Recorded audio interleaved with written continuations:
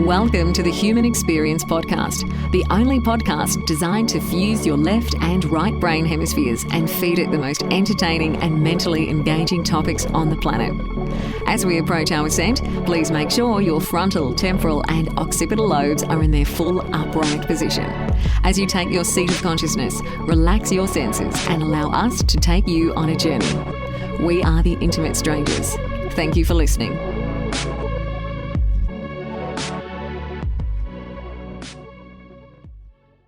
The human experience is getting intimate as we traverse the realms of yogic enlightenment, Tantra, yoga, and relationships as we welcome back my guest, Dr. Stuart Sovatsky. Stuart, my good sir, welcome back to HXP. Thank you, Xavier. It's great to be back.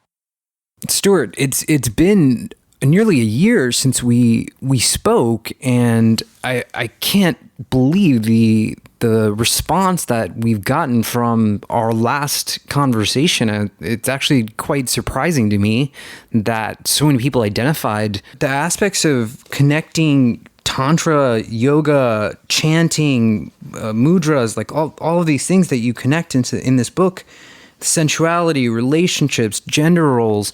I mean, all of these things.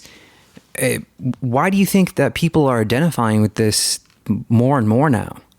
I think that the sexual liberation movement, as it called itself, that began in the 60s, it didn't know it was overpromising the moon. And since AIDS hit, which was really tragic, people were shocked. And then as different relationships became unwieldy rather than more intimate and connecting, no matter how much more sex people were now free to have without guilt, some good things had been happening in the 60s, 70s, 80s, 90s. But I think my book had a couple of advantages because of my personal practice of yoga. I was able to see earlier on in the 70s that the sexual liberation movement was limited. And mainly it's because my gurus were able to initiate me into what I have called an intermarriage, and which is very poorly translated as celibacy. It's exactly the opposite of what the word sounds like. And so when I was writing, I could infuse descriptions of yoga in ways that no one really had been writing about, but it's completely accurate to the 5,000-year-old tradition. My personal experience, because all of my own erotic energy was going into my yoga practice, my asanas were like an erect penis. My asanas were, a headstand was an erection of the spine. And back in the 70s, when I would teach classes, my students were experiencing their own version of this. And some that did take up this marrying of yoga, they got deeper and deeper into it. But now it's like 40 some years later, and the third edition really of my book. The first edition took probably 5 years to sell the same number of copies that were sold in the current edition within about 3 or 4 months. Yeah. It's because, 18 million people have been getting into yoga. Mm-hmm. And likewise, the limits of sexual liberation got filled in with Tantra. Nobody would have been interested in a male sexual experience that didn't have an orgasm. And now men have learned that there's a whole new realm when you don't ejaculate.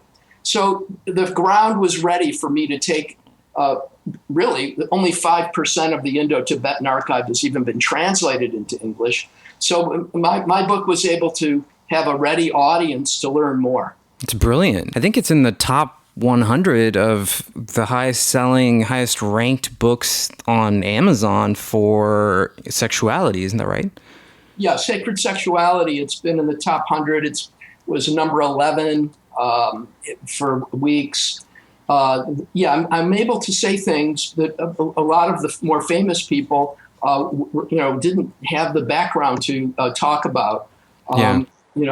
Some of my good buddies, David Dita, I've helped him with one of his books. I read one of his manuscripts, and, he isn't reading the Sanskrit. So he's taking people to a certain point that's quite wonderful. And I think I'm able to take them further, certainly into Indian Tantra. So our last conversation felt like, for me, almost like a therapy session. I mean, it felt like I was venting to you, and you had all the right answers. And I'm not sure if people identified with that more or what, but relationships have changed. And in your book, you talk about these relationships in physical and mental terms, emotions flowing, pastimes shared. Am I pronouncing this word right? Urdhvatas? Yeah, Urdhvatas.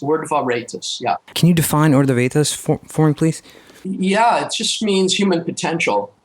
The human potential phrase was coined in the 60s to try to help Western psychology get more positive than Freud and psychiatry. And so human potential was looking at what possibilities do we have inside. In Tantra, things get really shaken up because they're really pointing to a puberty that happens in the heart and in the brain. Mm-hmm. That's at least as powerful as the one that happens when we become fertile during age 12, 13, 14. So in Freud, all of our psychology really ends at the teenage puberty.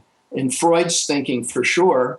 In fact, he says that the genital personality, it begins when we're fertile, and it creates what we call the ego that tries to satisfy its desires. And that's pretty much as far as Western psychology has mapped human potential. Then when yoga came and we start getting Sanskrit words like Kundalini or enlightenment or beyond the ego, the history is worth noting.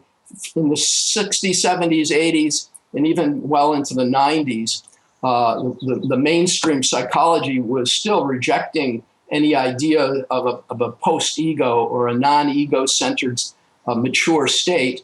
The psychiatry was pathologizing it in their diagnostic manual. We had to, and I was a part of it, had to change that. Mm-hmm. So there's a lot of paradigm changing that has happened to allow, what I did is I just took it way beyond what's currently being looked into of this Urdhvatas, but it's well described. So the maturation point is really that early? I mean, through puberty, the Urdhvatas, sorry, I'm butchering that word, it begins that early in a person's consciousness? Well, you could say that you have to look at the moment of conception from a more profound way. And then it quickly gets into the problems of when is the embryo a human being or not? And then you're quickly into the abortion dilemma politics. So it's very challenging in a quick conversation to say the whole thing has to be rethought. And the seed of the human at the moment of zygote, when the fertilized egg occurs, there's far more going on in that moment than most liberal-minded people think. Mainly because the abortion question is they're wanting to keep it available and it not being a moral problem. But just for starters, the word zygote traces back through Greek to the word yogi in Sanskrit. It's a profound moment in our existence that has a glow in it that is the beginning of the soul. So without getting too much into it, I think we're able to even use common sense. Parents do feel connected to their first couple months of their baby. And yet the baby too or the zygote has far more potential. It's still very vulnerable, miscarriage, maybe the choice of abortion if need be. But when we change the maturity of the male later in life, where it becomes an easy part of sexual education that all men in heterosexual environment, as well as any other gender relation, the ejaculation is only for conceiving. Something very profound suddenly happens when that is the criteria of male maturation, is every conception happens by choice. When that happens, there's no more need really for much abortion. And then that frees us up to allow those first 3 months to be filled with potential. And not only that, we have to come to grips that Freud pathologized the family. Mm-hmm. For 3 generations now, we've been trained to think that our family is the source of all of our problems. Mm-hmm. And it couldn't be any more the opposite. But the fact is, how we're trained to look at things, that's what we'll see. Okay. So let me slow you down a little bit. I mean, so just to back up and go back to the stages of this progression, because this affects the mind and the soul, as you said. What are some of the stages and energies that someone might experience in the times of this maturation as this happens? Let's look at the word Kundalini, because that's a new word. We don't really have a similar word in English. But fathers and mothers at the moment of conception are given a boost of this creative energy. It's so powerful it can create new life. Kundalini is not just some kind of energy up the spine that transforms consciousness, sort of like a big hit of LSD. It's the very energy of gestation that makes humans come into incarnation. So that would mean we're all being conceived within an environment that mothers, pregnant women and their partners, they're feeling sensations and they're letting their bodies move. Mm-hmm. And that's where yoga asanas originally came from, not just at the moments of pregnancy and just, when parents were having kids, but anytime you're inspired. They called it being moved. The Holy Ghost is the version this is the name in Western religion. Davening or spinal rocking prayer happens in Judaism. It's exactly the same as what they call zikr, Z-I-K-R, in Islamic religions. And it's why all the meditation traditions have people sitting upright. Their spines are upright. Originally, it would be not by ego, but it would be upright just like a clitoris or nipples or a penis becomes upright when it's aroused. So we're in a body we've been blocked off from these kinds of experiences happening to us. Pregnancy is very limited. People are concerned of whether they want to keep the pregnancy or not. It's all very kind of nerve-wracking. Instead of predominantly tuning in, and people feel it, there's some profound connection to the source of all life. And likewise, that family is this amazingly beautiful thing, that the sensations that are happening between lovers will make them move, not just their hips, like in the movements of intercourse, but their tongues will move in new ways, that their voices may break out into song, that they start finding that what they want to talk about in ordinary daily life, 50% of the time is how much they love each other. It just feels like you're maybe Rumi. I use Rumi because most people have read him, and he had beautiful poems that were just all love poems. We all feel like we've become Rumi. We have permission to live and think and talk to each other this way. Instead of processing, almost always refers to talking about problems. And that's a part of the Freudian theory was when you really talk about the truth, it's always going to be very problematic. So I mean, this seems like it could be problematic for someone who doesn't know what Kundalini is. An example for me, when I was in my early 20s, I experienced a Kundalini awakening. I had no idea what Kundalini was. People weren't talking about it on the internet, and it was the most horrifying and most beautiful experience simultaneously that I'd ever experienced. I mean, how would you say these people who are on this sort of mission to, quote, awaken their Kundalini, it seems like a very dangerous thing to delve into?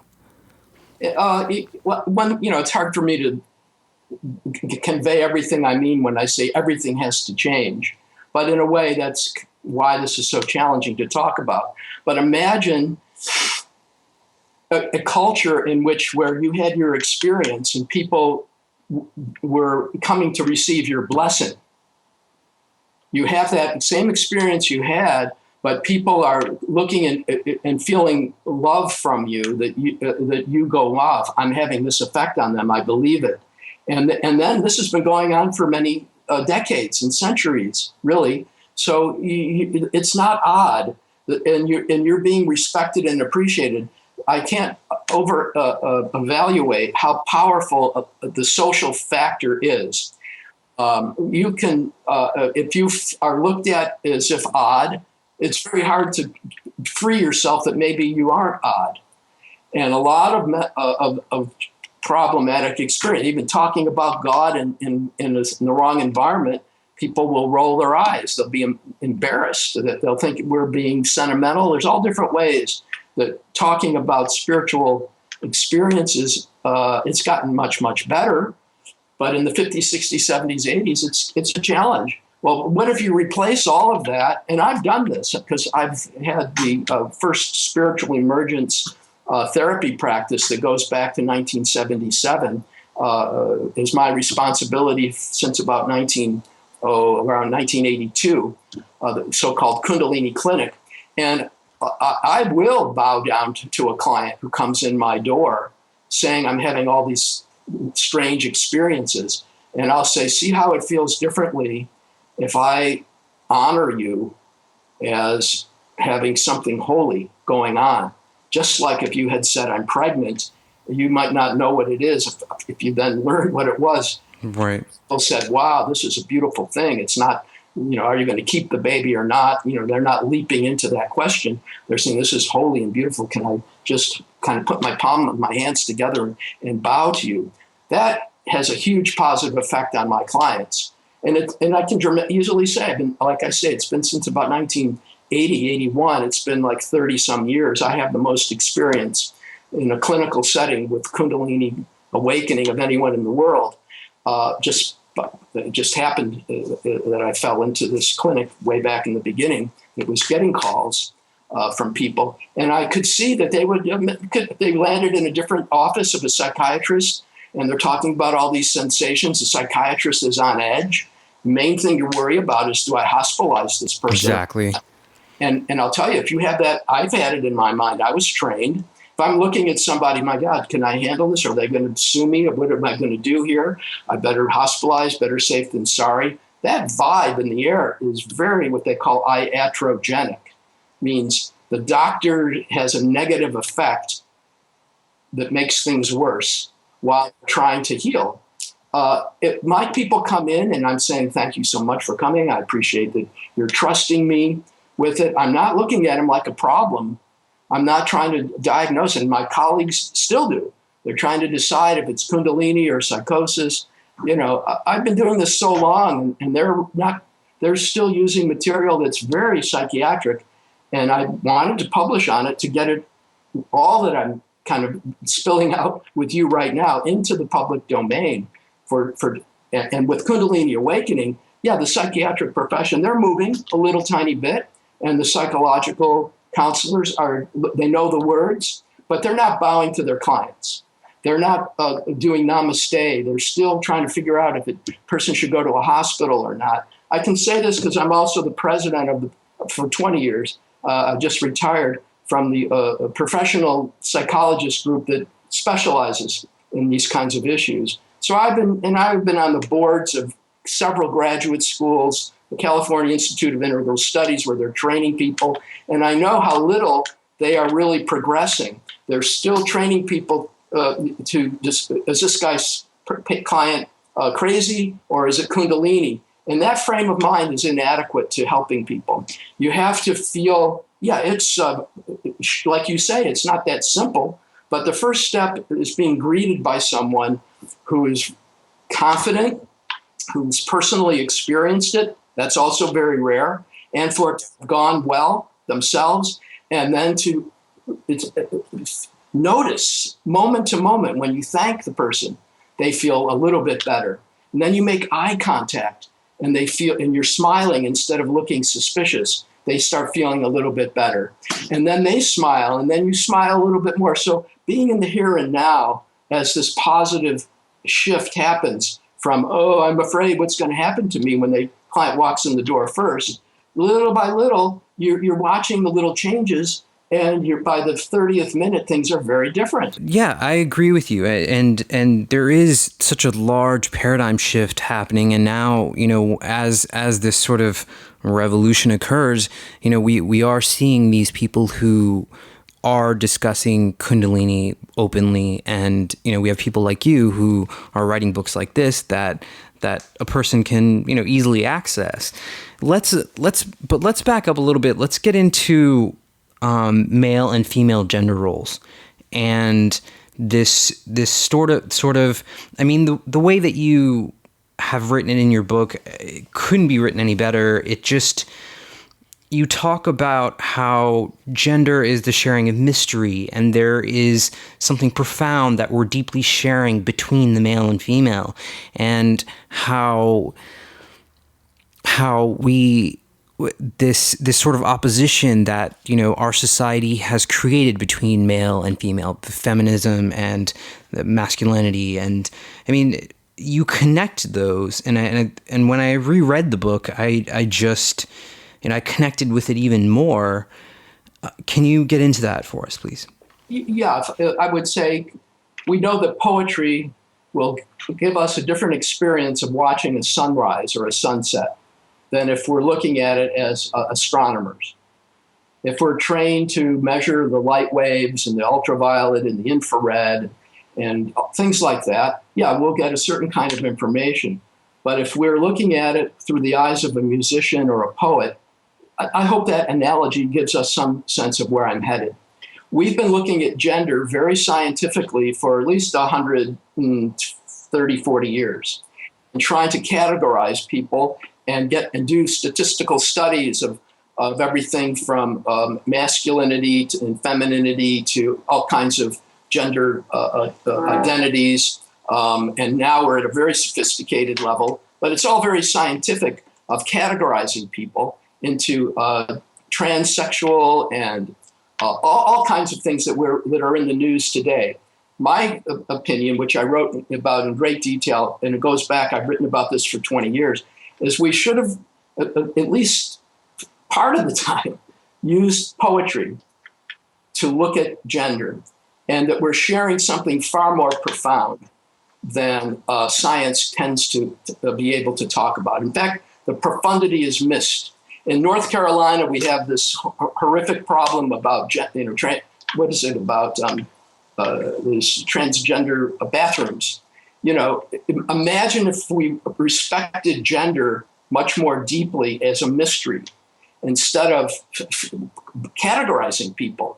We would be going, oh my God, there's this mystery of gender. The body is one way, the identity is this way and that. We wouldn't be trying to figure out what bathroom people would be needing to use. There would be so much respect for the human being and for gender itself that the last place you would take those questions would be into a legal environment and trying to figure out where people should go to the bathroom or not. And this traces all the way back because it only gets deeper.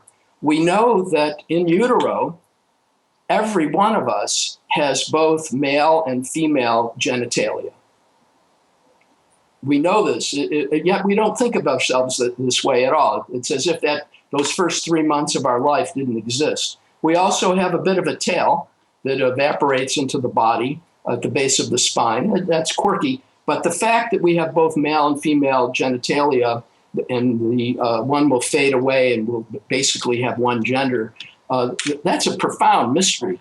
In fact, the fact that we create life is a pretty profound mystery. Let's get into a little bit of how to, like for a male and female couple that are kind of suffering from this disconnection through their sexuality and their gender.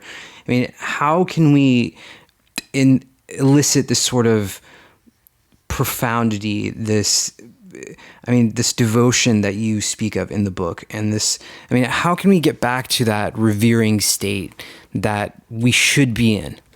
Beautiful. On the one-to-one, it's very easy, I would say. It's right now we've been talking in massive numbers, like, a billion people, everyone in America, the whole state of North Carolina, it's hard, it's unwieldy. But when you have a couple, it's as simple as asking them, to tell as a therapist, and you can do this on your own, is I say, well, what do you love about each other? What have you ever loved about each other? And people can talk about it. It's that near at hand. I don't ask couples who obviously have problems. That's not my first question is, well, tell me about your problem. I say, tell me about when you've ever loved each other and what you admire and appreciate and respect about each other. And people will have memories, at the very least, of, I love that you're generous. I love that you're funny. I love that you care about your friends. I love the way that you care about food. There's lots of compliments. What I've learned is it doesn't matter if the compliment is pretty mundane. I like that you're punctual. Mm-hmm, People could be the most mundane compliment. It really doesn't matter. That's where spirituality is such an important word. It's the spirit that we listen to each other. The content could be very mundane. And what will happen is people will smile when they're given a compliment. I mean, I sound like this is not rocket science at all, but that's what I wanted to share with you. It is sad. It's so near at hand. But very few therapists, I would say less than 1% of therapists, begin a marriage session asking, what do you love about each other? They talk about the problems. They're lucky if they ever get to it. Now, the problem also is, even after they're talking about what they love about each other, I can tell they could be helped in hearing it and believing what these compliments more deeply. And they can be helped by a third person saying, take a look at your partner, because people don't always look at the person that's speaking to them.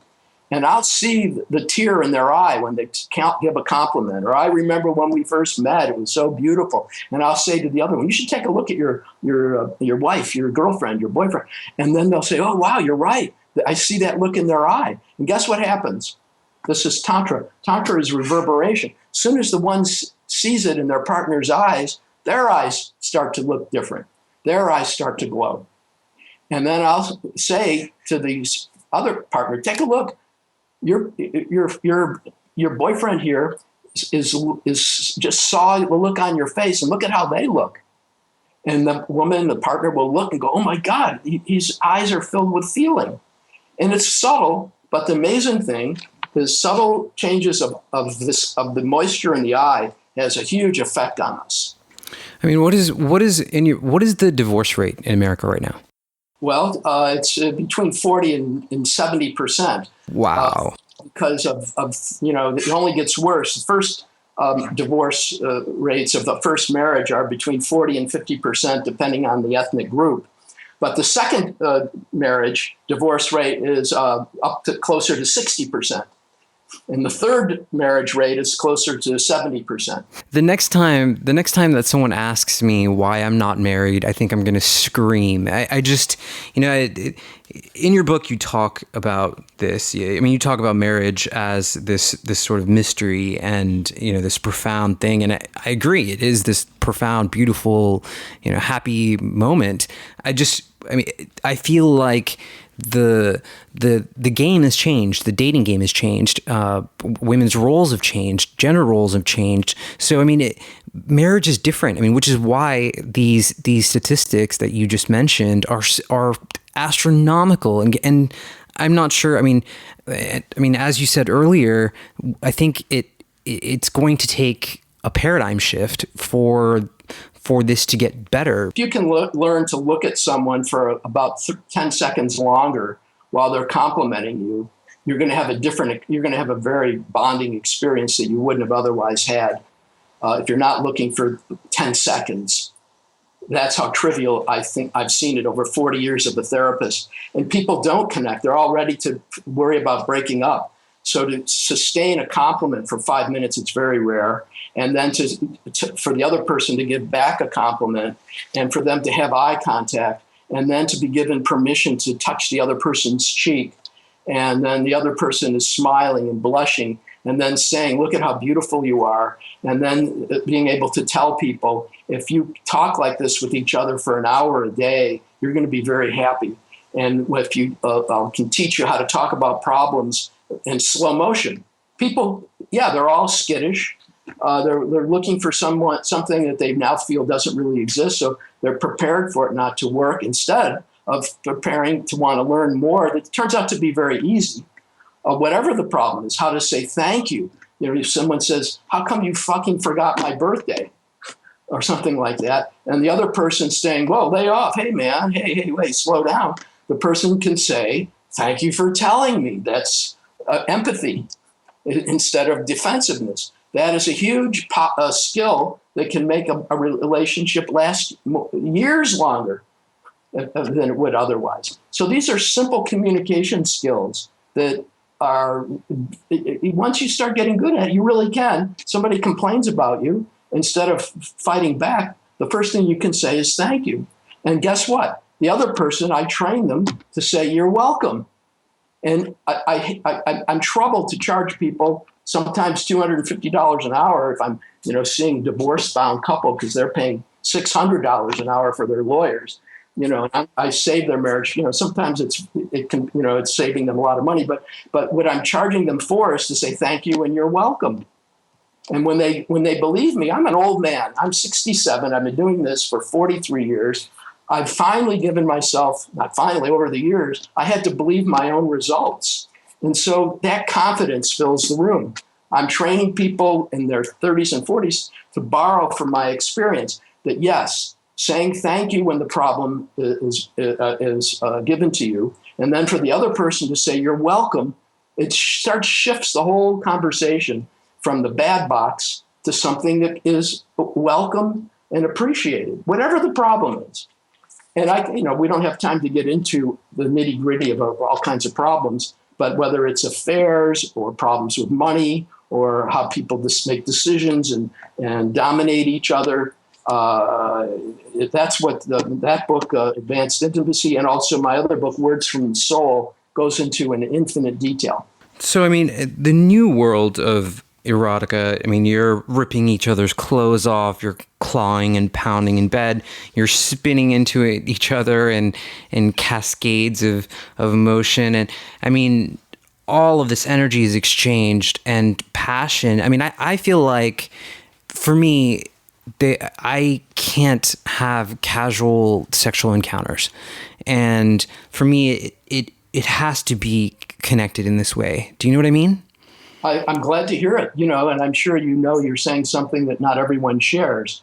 And I think it comes out of hopelessness that they'd rather have a one-night stand than no one-night stand.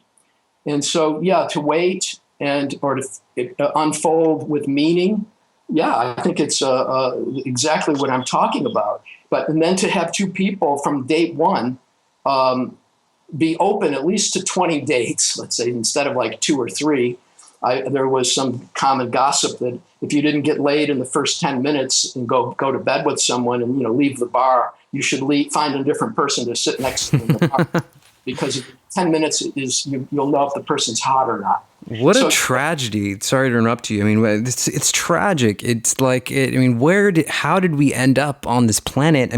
It's both beautiful and crucifying at the same time because for the masses and for most people, like you said, the hookup is the sort of natural default role way to go, and so I'm sorry to interrupt you there, but I feel really passionate about this just because I experienced this, and relationships for me have, in the last since we last talked, and we talked in July, so 9 months ago, I have experienced 2 women who entered my life that told me that I was their soulmate.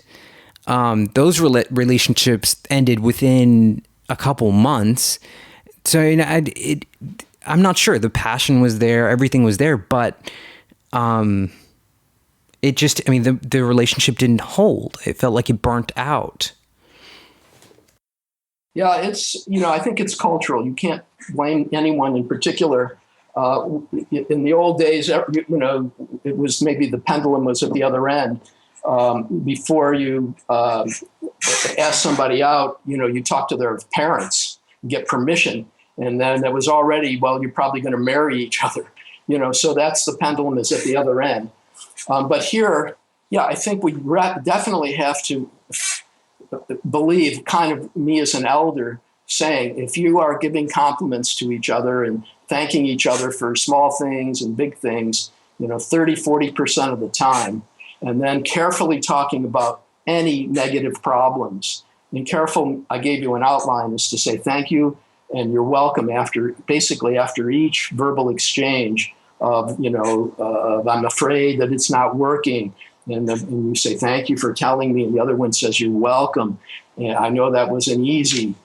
Tell me more about why isn't it working? Well, I'm not sure about this and this. And eventually you have to get to a point where you say, well, let's try a number of things. Let's try spending, and it really should be more time together rather than less. Let's and do some experiments, whether it's taking a massage class together or create a favorite thing is for young new relationships is make an altar that has all the ticket stubs from every concert you went to, and maybe napkin from fancy meals that you've had, or stones that you picked up at the beach when you walk, and give yourself a chance to create a stockpile of memorabilia that makes you smile about the best things that happened, and then talk about that a lot. Oh yeah, I love that we have an altar that collects all those things, and I put something new on it today. And the other one says, yeah, I know, I saw it. So you have to load up the positive in a very creative way. When people start a startup business, they don't mess around. They plan in advance. They don't just let it go willy-nilly. They have a very important game plan how they spend their money and set up their office. We should borrow that type of creativity in early relationships. And what it boils down to is, lots of compliments and gratitude, and then gestures. And you talk about the great gesture, right? Yeah. Then there is, I was beginning with a more expansive eroticism, which you can't ignore. The verbal is great. That's what I was sharing with you. But in terms of the sexual interaction, like I said, to have the male be physically relaxed, let's say, so the ejaculation doesn't even have to come once a year. I mean, sounds pretty radical, but even hours of sex, and the ejaculation is just replaced with high states of pleasure. Female is different. Why does that happen? Why is not ejaculating so important? Well, it's at least it's something that people have heard, so I'm not, it's not rejected out of hand. But what does happen is that desire becomes types of play and worship. And so instead of the like you say, the tearing each other's clothes off and then coming, it's tearing clothes off and then what?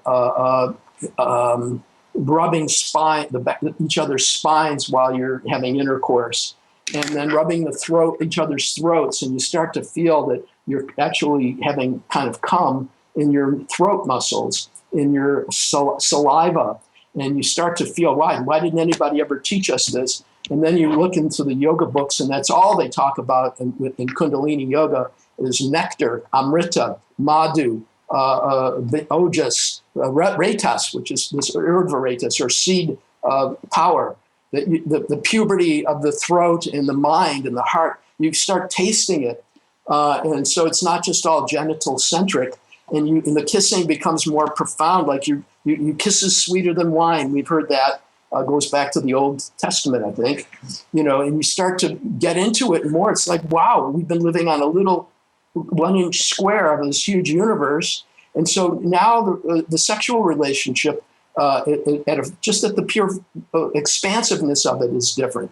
Then what people are saying to each other, someone will say, I'm your soul, I think we're soulmates. And then you look at each other eye to eye and see the effect that has and talk about that for a while.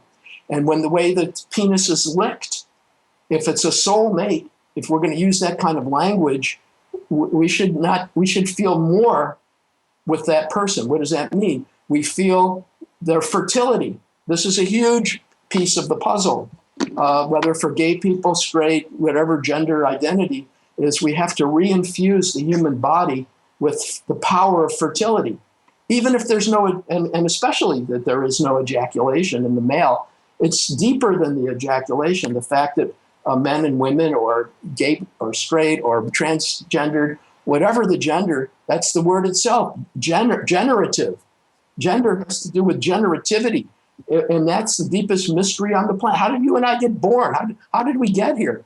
And you start to have to learn from like kindergarten level right now. We don't even know what gender means. It's a generativity. It's not. And so when you touch a penis or a pussy, you're feeling this is where life comes from. You could start crying. The woman could start crying. It's not about just pleasuring. It's the meaning of what a penis is, or a scrotum, or a breast, or a pussy, or you name it. The cum. Everything is completely elevated into what it actually obviously is. These are life-giving things. Yeah. And so it's not just, it feels good. It traces back to the chicken and the egg problem. Your mother and father felt like this, and then you got conceived. Well, their parents, your grandparents, and great, and you start to feel in real terms that it's not just enough to be present. Being present is the shallowest conception, the shallowest way that I certainly have ever heard enlightenment be defined.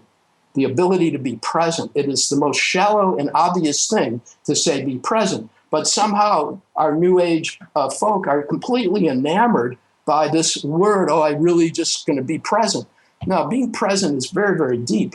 You start to feel you're looking at the child who may be 35 years old, of a parent who was also the child of a parent, a grandparent, and you start feeling, and if you think evolutionarily, we trace back to the beginning of time, but you start feeling what the heck is going on here is a very big present. It's a very long present that has no beginning.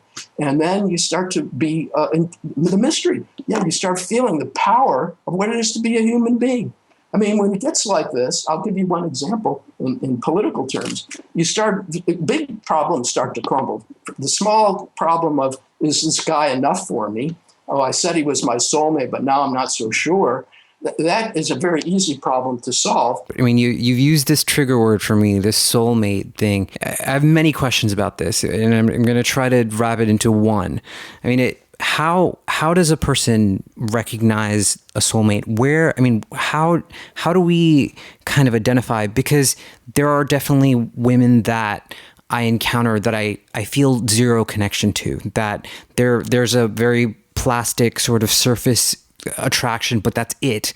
And then there are women that I encounter that I am hopelessly enamored by. Like every movement that they make is just, and I would refer to that as a sort of soulmate thing. And usually it's a recognition that happens for me within the eyes, and I see it.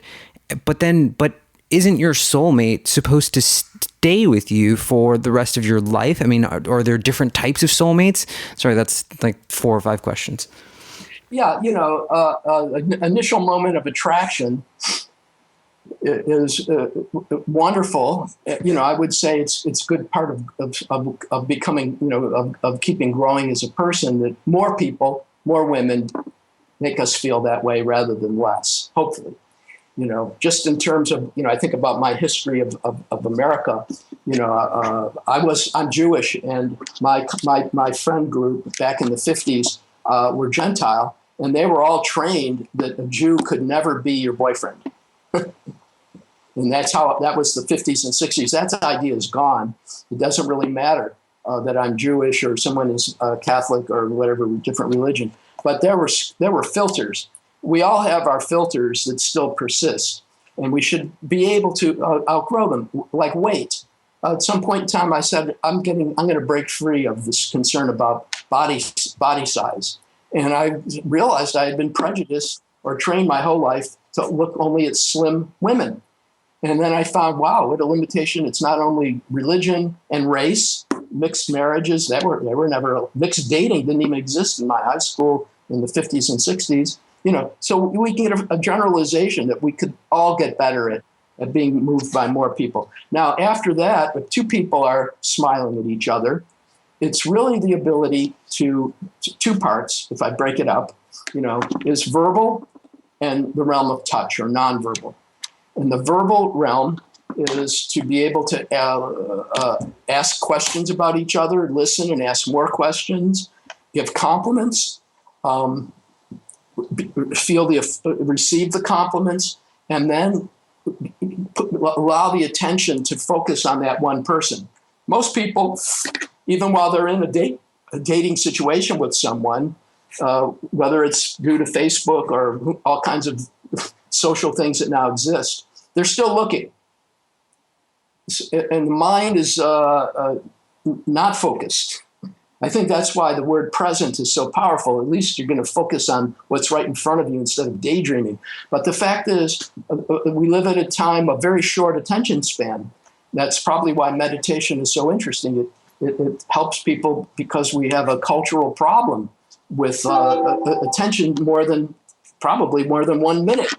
And so the mind is thinking about other people, comparing. And so we really have to help each other and make space, and then the reverse happens. How about polyamory? How about lots of relations? That very complicated situation, not impossible, not, can be very beautiful, but just to focus on each other with more and more attention, compliments, going slowly with any kind of fears and concerns. And I would say we almost all need, including myself, to go to a third person from time to time, whether it's in the family or a friend or a professional that believes in marriage or at least in relationship, to get some help. And then you practice, and it could be sexually too, of learning, like I say, these different ways of touching each other. So, are you talking about, I'm not sure if you answered my question. Are you talking about fostering the connection between someone else and creating a soulmate? Or are you talking about the recognition that comes because we are somehow intrinsically intertwined with this other part of our own souls that is incarnate here? Yeah, I learned the hard way that it's a creative act. That I would meet clients in the 30 and 40 years ago, and I would think, oh, how could they work it out? And then I'd see they would work it out. And other couples I thought that should be together, they would break up. So, I really had to see it much more as a creative act. And when you let it in that somebody's working on it to love you more, it's very powerful. I think of Leo DeRocher, who was a coach for the Dodgers baseball team. He said, natural athletes only go so far because they don't know how to create anything better than what God gave them. The super baseball athletes were not natural athletes. But they learned how to get them. They had to do the culturing of themselves, and they never stopped. They knew how to culture. Natural athletes never do it. They just get up there and they have a natural ability. Same thing that your question is getting at. Yeah, soulmate is a goal that two people. Hopefully, they have in the beginning some connection, flirtation, but the differences come up. Intellectual values, how you want to spend time and money, all the differences start coming up. You have to want something more, and that more is the deepest name is soul to soul, because soul level is we're trying to say the most profound, the most beautiful part of each other. And it's equal to all the problems of life.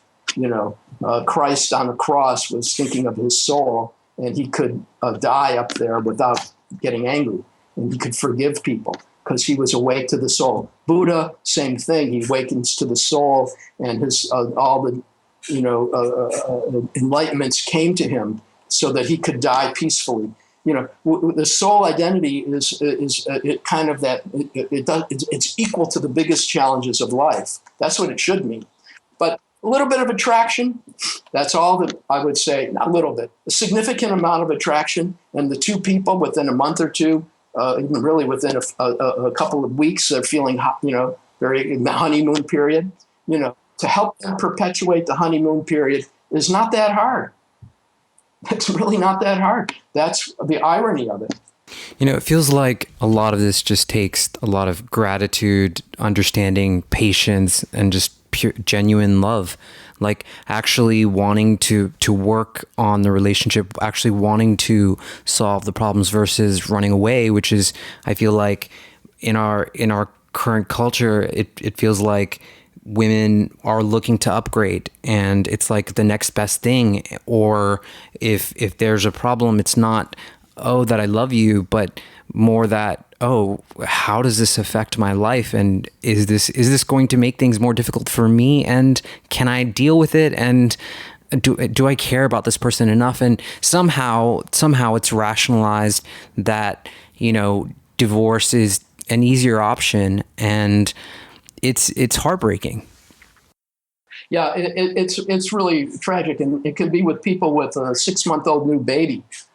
There's just absolutely, in my opinion, a complete shallowization of eye contact, of what a newborn baby can do for a couple, of what a touch can mean, of how shoddy our ability to compliment each other is. Like right now, I can shift for a moment. You are such a sincere human being, Xavier. You are asking me questions because you actually want things to happen in your life. I can tell you directly. Very rare am I interviewed where someone puts their own flesh into the interview. I think I probably had 100 interviews with this book, and maybe there's 3 or 4 really where someone was putting their own relationship into the conversation. And I can just tell you, I very much respect and admire that you take our time that seriously. I'm touched. Wow. Well, I really thank you, man. I really, really appreciate that. And with that, ladies and gentlemen, we'll see you. No, I'm just kidding. We've got about 8 minutes left here, Stuart. I'm deeply touched by this book. I think that with my next relationship, the first thing that I'm going to do is I'm going to hand that woman this book, and I'm going to say, please read this, just because it's everything that I've needed to know, wanted to know, wished that I knew, for years and years. And yeah, bringing you onto the show was partially selfish, just because I connected with it so much. But just from the response of the people who heard our first interview and the amount of emails that I got, it was just, other people are recognizing this as well. And, Tantra is getting bigger. Yoga is getting bigger. Meditation is getting bigger. Finding your mind, mindfulness, people are accepting Eastern mythology and starting to practice it. Yeah. Going further, if we had 100 people gathered together, and the synergy of that conversation, like what you and I are now having, that is a huge contribution to success of relationships, is creating a peer group. I found that to be true in my practice when I would create a small group of, like right now I have 20 people. One couple will tell their story. They've been married 20 years, an affair just about blew them apart, and we got them through it. They're more in love than ever. And then the other couples are going, well, I never heard of such a thing. I guess there must be hope for us. And so the peer group of different degrees of experienced couples, you guys start helping each other. And then it starts becoming clear it's not my book. It's not just some point of view. It's a real thing that people make their way, and we help each other. A room full of 100 people, 2 to 3 years in a row into the future, you start having stories go back and forth until I would say maybe we can work towards a close of our time together. But it starts to be, as far as the eye can see, it sees 90% happy long-term couples. You've got a microcosm. And this just happens to be most of the world throughout most of history. It was really only since Freud that made shallowized human love as a mere biological thing that it started going downhill, and hooking up is the perfect final termination of that thinking. But you create 100 people. I'm seeing it right now. Several couples, when they tell their story, we were going to break up. We've got kids, but we learned to slow it down and thank each other a lot and look at each other eye to eye and prolong our erotic contact and feel we're connected to our parents and grandparents and great-great-grandparents. And they start to get this whole new world.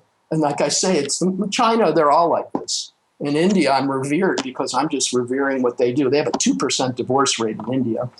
And so it's 25, 30 times less than what it is in America. It's a huge difference. As far as the eye can see, if I could do that in my lifetime, the next 10 years, let's say, have 100 people and they're all supporting each other, I think it would be sustaining. The next generation, that 100 would give rise to 500.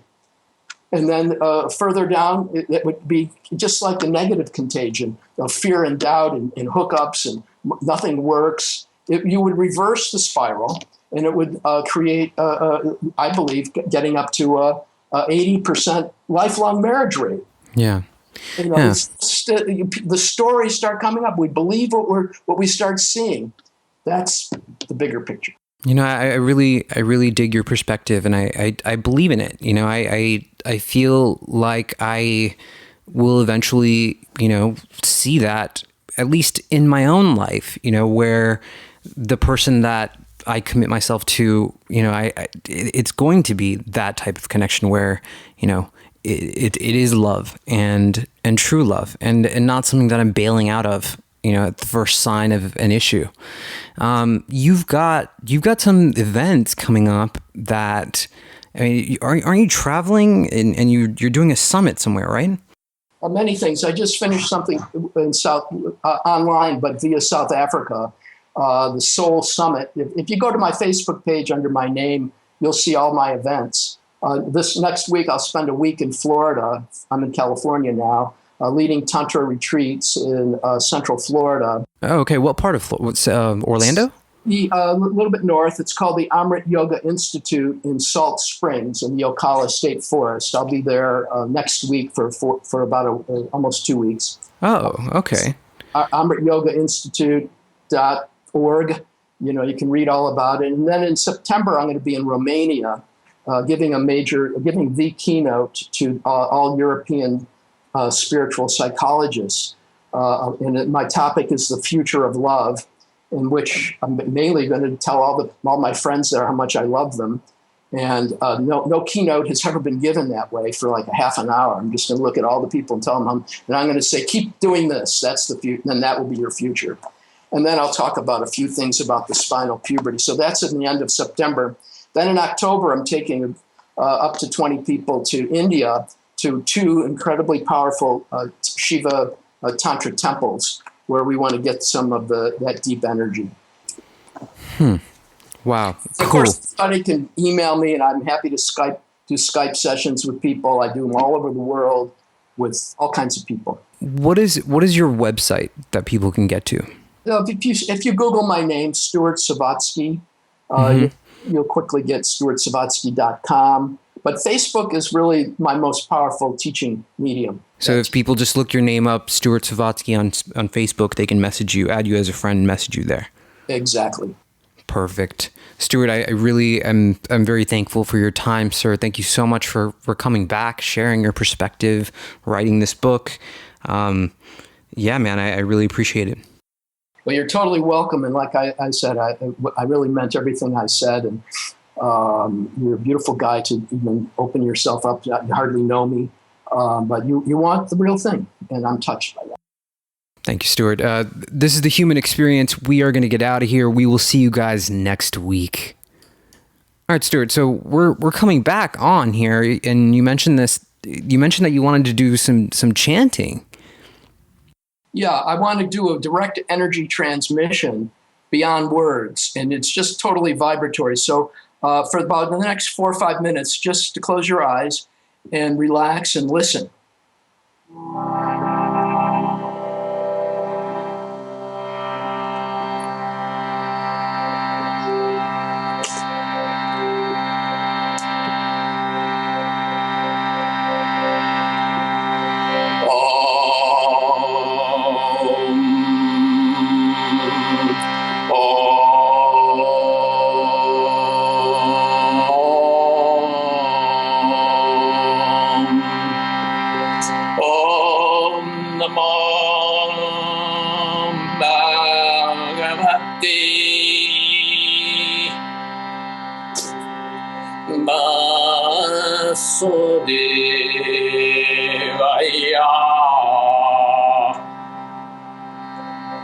Om Namo Bhagavate Vasudevaya.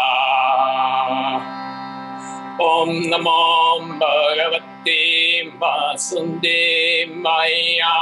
Om Namo Bhagavate Vasudevaya. Om Namo Bhagavate Vasudevaya. Om Namo Bhagavate Vasudevaya. Om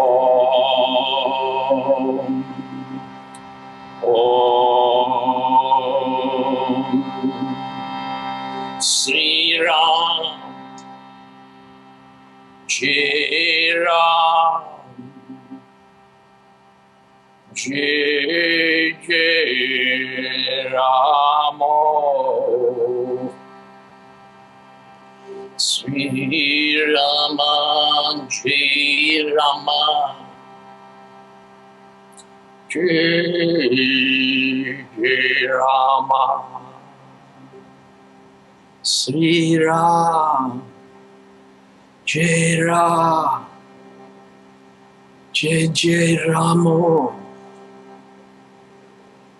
Sita Ram, Sita Ram, Sita Rama, Sita Rama, Sita Rama, Sita Rama, Sita Ram, Sita Rama, Sita Ram, Sita Rama, Rama Ram.